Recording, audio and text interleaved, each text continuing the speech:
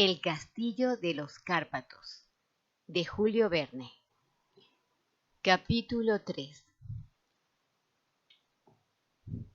El pueblo de Werst tiene tan escasa importancia que la mayoría de los mapas ni siquiera indica su situación.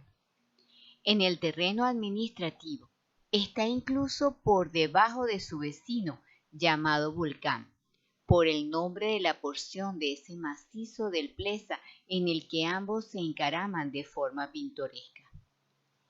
En nuestros días, la explotación de la cuenca minera ha dado un considerable movimiento de negocios a los pueblos de Petroseni, de Lipazel y otros, a unas millas de distancia. Ni Vulcán ni Werst obtuvieron la menor ventaja de esta proximidad de un gran centro industrial. Esos pueblos son igual que eran hace 50 años e igual que serán sin duda dentro de medio siglo. Y, según Eliseo Reclus, más de la mitad de la población de Vulcán se compone solo de empleados encargados de vigilar la frontera, aduaneros, gendarmes, funcionarios del fisco y enfermeros de la cuarentena. Si se suprimen los gendarmes y los funcionarios del fisco y se añade una porción algo mayor de agricultores, tendremos la población de Werst, unos 400 o 500 habitantes. Este pueblo es solo una calle, nada más que una larga calle, cuya brusca pendiente dificulta la subida y la bajada. Sirve de camino natural entre la frontera valaca y la transilvana. Por allí pasan los rebaños de bueyes, de corderos, los traficantes de carne fresca, de frutos y cereales, los escasos viajeros que se aventuran por el desfiladero en vez de tomar el ferrocarril de Kolosvar y el Valle de Maros. Es verdad que la naturaleza ha dotado generosamente a la cuenca que se hunde entre los montes de Biar, el Reyesat y el Baring. Rica por su fértil suelo, lo es también por la fortuna hundida en sus entrañas. Minas de sal gema en Torda, con un rendimiento anual de más de 20.000 toneladas. El monte Barat, que mide 7 kilómetros de circunferencia en su cúpula, está formado únicamente por cloruro de sodio.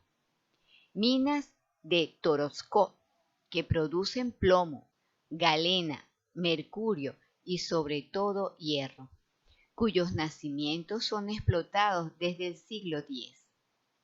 Minas de Baida Juniat, con sus minerales que se transforman en acero de excelente calidad.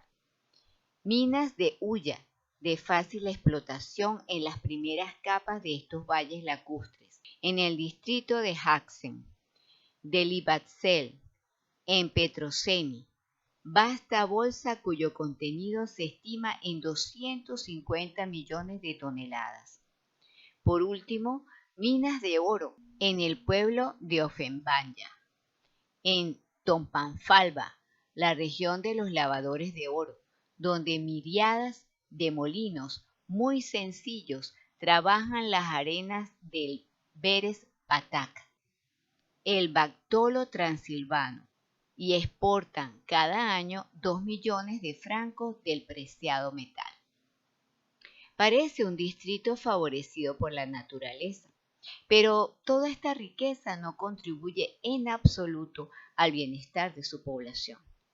En todo caso, si los centros más importantes, Torosco, Petroseni, Loniai, poseen algunas instalaciones adecuadas para la comodidad de la industria moderna, si esos pueblos tienen construcciones regulares, sometidas a la uniformidad del cordel y de la escuadra, almacenes, hangares, verdaderas ciudades obreras, si están dotados de cierto número de moradas con balcones y barandas.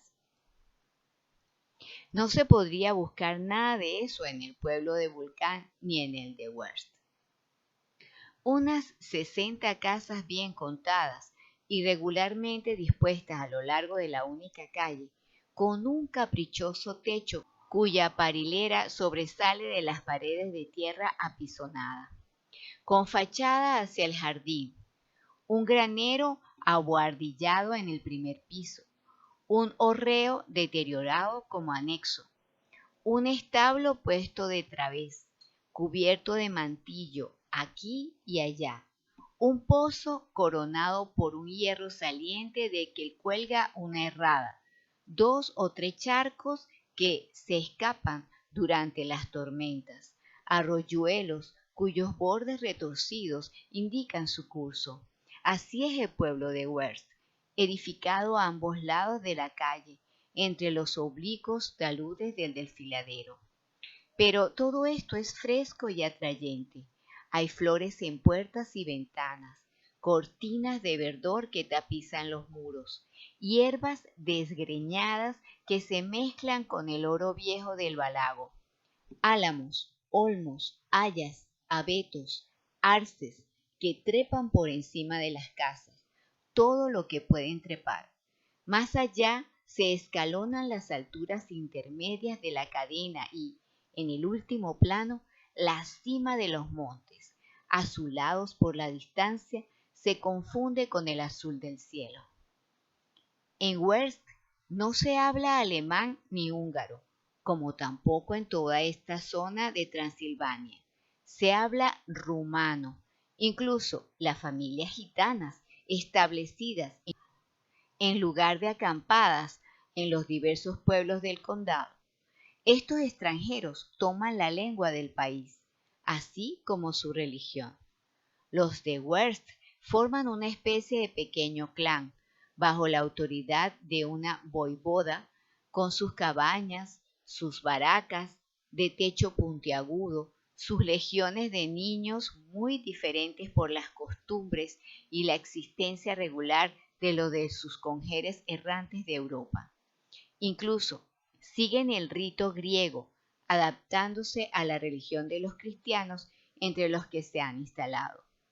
En efecto, el jefe religioso de Werst es un pope que reside en Vulcán y que atiende a los dos pueblos, separados solo por media milla. La civilización es como el aire o el agua. Donde quiera que se le abre un paso, aunque solo sea una grieta, penetra y modifica las costumbres de un país. Pero hay que reconocerlo. Hasta entonces no se había producido la menor grieta en esta porción meridional de los Cárpatos. Eliseo Reclus ha podido decir que Vulcán es el último puesto de la civilización en el valle del Sili-Balaco, por lo que no es de extrañar que Werst fuera uno de los pueblos más atrasados del condado de Kolosvar. ¿Cómo podría ser de otro modo un lugar donde todos nacen, crecen y mueren sin abandonarlo nunca? Y, sin embargo, se dirá, en Werst hay un maestro de escuela y un juez. Sí, sin duda, pero el maestro Hermont solo es capaz de enseñar lo que sabe, es decir, a leer un poco, a escribir un poco, a contar un poco. Su instrucción personal no va más allá. En materia de ciencia, de historia, de geografía, de literatura, solo conoce los cantos populares y las leyendas de la región. Es un erudito sobre temas fantásticos y los pocos alumnos del pueblo sacan mucho provecho de sus lecciones. En cuanto al juez, habrá que explicarse sobre esta calificación que se le daba al primer magistrado de Werst. El viró Maese Goltz era un hombrecillo de 55 o 60 años, de origen rumano, de cabellos cortos entrecanos, bigote aún negro, ojos más dulces que vivos, sólido como un montañés. Llevaba un gran fieltro en la cabeza, un ancho cinturón de historiada hebilla sobre el vientre, chaleco largo, pantalón corto y abombachado, metido en altas botas de cuero. Más alcalde que juez, aunque sus funciones lo obligaban a intervenir en los múltiples problemas entre vecinos. Se ocupaba sobre todo de administrar su pueblo de forma autoritaria, no sin algunas ventajas para su bolsa. En efecto, todas las transacciones, compras o ventas tenían un recargo en su propio provecho, por no hablar de la tasa de peaje que los extranjeros, turistas o traficantes se apresuraban a meter en su bolsillo. Esta situación lucrativa le había valido a Maese Walsh una posición acomodada. Aunque la mayoría de los campesinos del condado estaban comidos por la usura, que no tardaría en convertir a los prestamistas judíos en verdaderos propietarios del suelo. El Biró había sabido escapar a su rapacidad. Su hacienda, libre de hipotecas, de intabulaciones, como se dice en la comarca, no debía nada a nadie. Poseía diversos pastos, buenas dehesas para sus rebaños, cultivos bastante cuidados, aunque era refractario a emplear nuevos métodos, viñas que halagaban su vanidad cuando se paseaba a lo largo de las cepas cargadas de racimos, y cuya cosecha vendía fructuosamente, a excepción, en proporción bastante notable, de lo que necesitaba para su consumo particular. Por supuesto, la casa de Maese Gold es la más hermosa casa del pueblo, en la esquina de la terraza atravesada por la larga calle en cuesta. Una casa de piedra, desde luego, con su fachada que daba al jardín, su puerta entre la tercera y la cuarta ventana, festones de verdor que adornan con sus ramitas el canalón, dos grandes hayas cuyo tronco se ramifica por encima del techo. Detrás de la casa, un hermoso huerto con sus verduras alineadas como en un tablero de ajedrez, y sus hileras de frutales que sobresalen por el talud del desfiladero.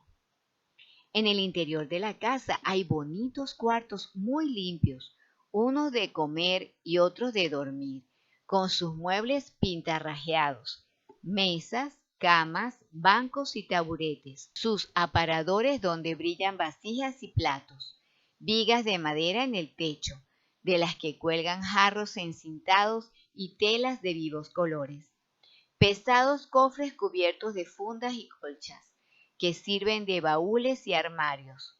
Además, en las blancas paredes, los retratos violentamente coloreados de los patriotas rumanos. Entre otros, el popular héroe del siglo XV, el voivoda Vaida Uniat, una encantadora morada que sería demasiado grande para un hombre solo. Pero Maese Gold no estaba solo.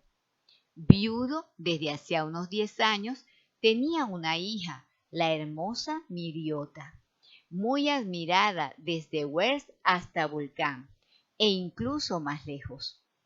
Habría podido llamarse con uno de esos extraños nombres paganos, Florica, Daina, Dauritia, que merecen el favor de las familias valacas. No, se llamaba Miriota, es decir, ovejita. Pero la ovejita había crecido.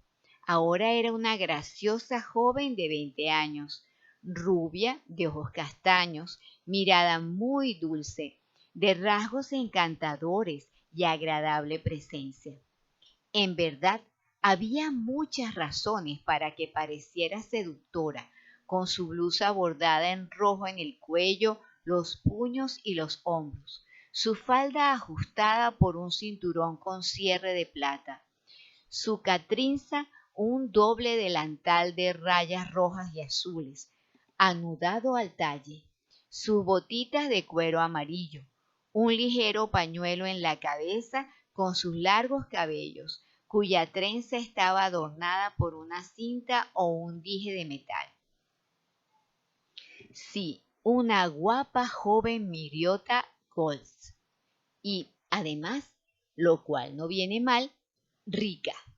Para este pueblo perdido en el fondo de los Cárpatos, buena ama de Sasa, sin duda, ya que dirige con inteligencia la casa de su padre. Instruida, caramba, en la escuela del maestro Hermont.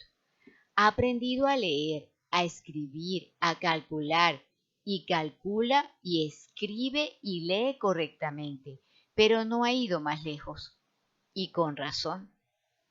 En desquite, nadie la supera en todo lo que se refiere a las fábulas y sagas transilvanas. Sabe tanto como su maestro.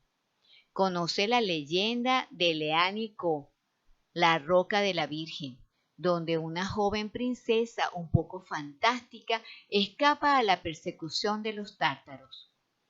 La leyenda de la gruta del dragón en el valle de la subida del rey. La leyenda de la fortaleza de Deva, construida en tiempos de las hadas. La leyenda de la de Tunata, la herida por el rayo, esa célebre montaña basáltica, parecida a un gigantesco violín de piedra, donde el diablo toca durante las noches de tormenta. La leyenda de Ret-Yesat, con su cima afeitada por una bruja. La leyenda del desfiladero de Torta, hendido por un gran golpe de la espada de San Ladislao. Añadiremos que Miriota daba crédito a todas estas ficciones, pero no por ello dejaba de ser una joven amable y encantadora. Muchos jóvenes de la región la encontraban de su agrado, incluso sin acordarse demasiado de que era la única heredera del Viró, del maese Goltz, el primer magistrado de Werst, pero sería inútil cortejarla, pues estaba prometida a Nicolás Deck. Un espléndido tipo de rumano este Nicolás, o mejor dicho, Nick Deck, 25 años, alto, de constitución vigorosa, cabeza orgullosamente erguida, cabellos negros tocados con el colpac blanco, mirada franca, actitud desenvuelta bajo su chaqueta de piel de cordero bordada en las costuras, bien plantado sobre sus finas piernas, piernas de ciervo, con aire resuelto en sus gestos y su forma de andar. Era guardabosques de profesión, es decir, casi tan militar como civil. Como poseía algunos cultivos en los alrededores de Werst, le gustaba al padre, y como se presentaba como un muchacho amable y de altiva presencia, no desagradaba a la hija, que nadie se atrevía a disputarle, ni siquiera a mirar muy de cerca. Por añadidura, a nadie se le ocurría hacerlo. La boda de Nick Deck y de Miriota Goltz debía celebrarse. Faltaban unos 15 días, a mediados del mes siguiente. Con esta ocasión el pueblo estaría de fiesta. Maese Goltz haría las cosas adecuadamente. No era avaro, aunque le gustaba ganar dinero. No se negaba a gastarlo con este motivo. Después, finalizada la ceremonia, Nick Deck se establecería en la mansión familiar, que sería suya tras la muerte del Viró. Y cuando Miriota lo sintiera cerca de ella, quizás dejaría de tener miedo al oír el crujido de una puerta o el rechinar de un mueble durante las largas noches de invierno. Miedo de que apareciera algún fantasma escapado de sus leyendas favoritas. Para completar la lista de los notables de Werst, conviene citar dos más, y no de los menos importantes, el maestro y el médico.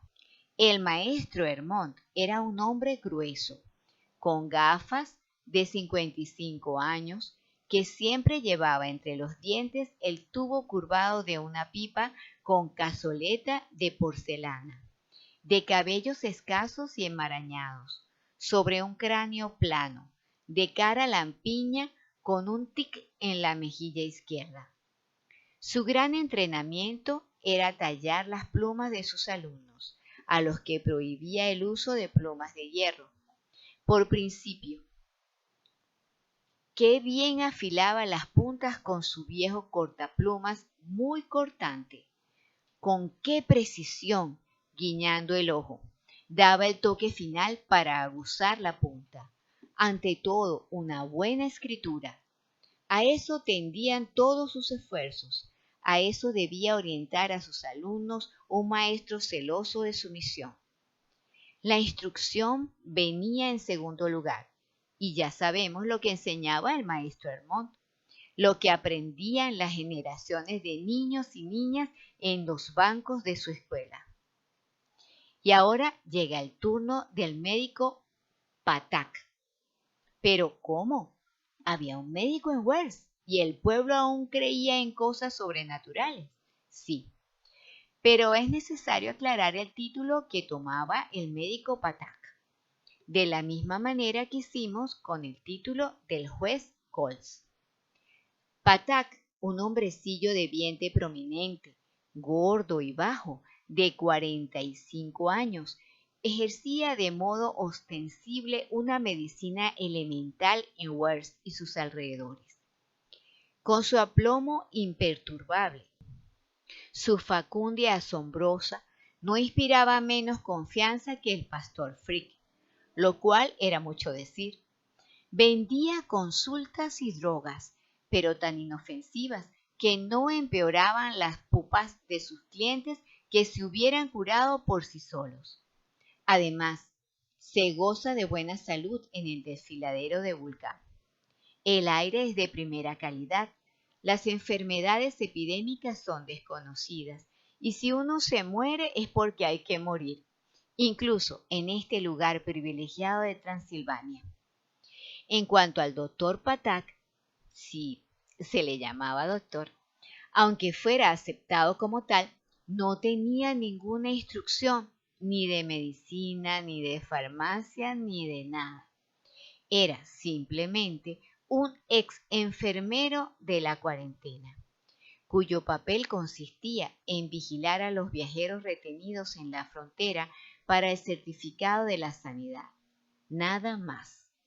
Esto, al parecer, bastaba para la población de Wells, poco exigente. Hay que agregar, nada sorprendente, que el doctor Patak era un hombre despreocupado, como conviene a quien se ocupa de cuidar a sus semejantes, y no admitía ninguna de las supersticiones que corren por la región de los Cárpatos, ni siquiera las que concernían al castillo.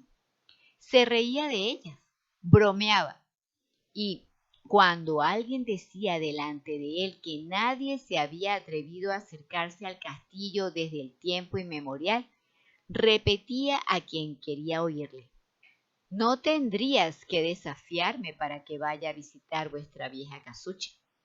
Pero como no desafiaba, como incluso se guardaba mucho del desafiarlo, el doctor Patak nunca había ido y, gracias a la credulidad, el castillo de los Cárpatos seguía envuelto en un impenetrable misterio.